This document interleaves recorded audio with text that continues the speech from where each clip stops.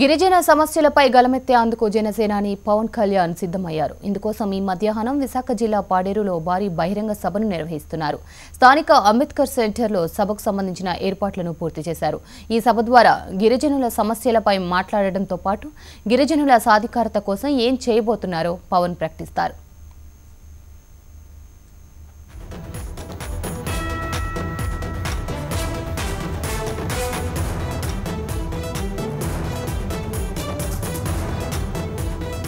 పవన్ మరోసారి ఉత్తరాంధ్ర పర్యటనకు సిద్ధమయ్యారు. 3 రోజుల పాటు విశాఖలో ఉండి ఉత్తరాంధ్ర జిల్లాల నేతలతో సమావేశం కానున్నారు.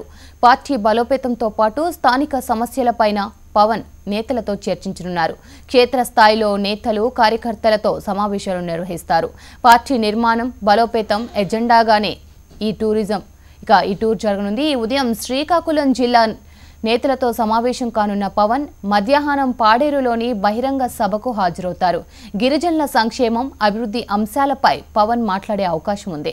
అంతేకాకుండా జనసేన అధికారంలోకి వస్తే గిరిజనుల సాధికారత కోసం ఏం చేస్తుందనే విషయాన్ని ప్రకటిస్తారని పార్టీ వర్గాలు వెల్లడించాయి.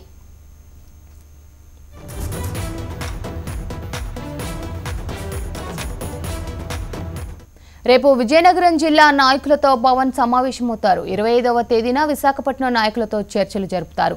3 రోజుల పాటు ఉత్తరాంధ్రలో బిజీగా గడపనున్నారు పవన్ కళ్యాణ్. ఇక పవన్ టూర్ కి సంబంధించి మరింత సమాచారం మా రిపోర్టర్ అనురాధ అందిస్తారు. అనురాధ, ప్రస్తుతం విశాఖ జిల్లాలో 3 రోజుల పాటు పవన్ పర్యటన ఉండడంతో ఒకసారిగా జనసేనలతో మొత్తం ఊపందుకుందని చెప్పాలి. పొలిటికల్ గా వాళ్ళ యొక్క ప్రస్థానం స్టార్ట్ చేశారని చెప్పాలి. ఇక్కడి నుంచి అయితే 3 రోజుల పాటు జరగనున్న సమావేశాలన్నీ కూడా రాజకీయంగా కీలకమైన నిర్ణయాలు తీసుకునే అవకాశం అయితే ఉంది. ప్రస్తుతం ఈ రోజు ఉదయం విజయనగరంలో జనసేన నాయకులతో అధినేత పవన్ కళ్యాణ్ అక్కడ సమావేశమయ్యారు. తదుపరి మధ్యాహ్నం 3 గంటలకి విశాఖపట్నం పాడేరుకి అంటే 1 గంట సమయించినప్పటికీ దాదాపుగా పాడేరు చేరుకుని అక్కడ బహిరంగ సభలో పాల్గొంటారు. ఈ బహిరంగ సభలో గిరిజనుల అభివృద్ధి సాధికారత మీద ప్రధానంగా చర్చించే అవకాశం అయితే ఉంది.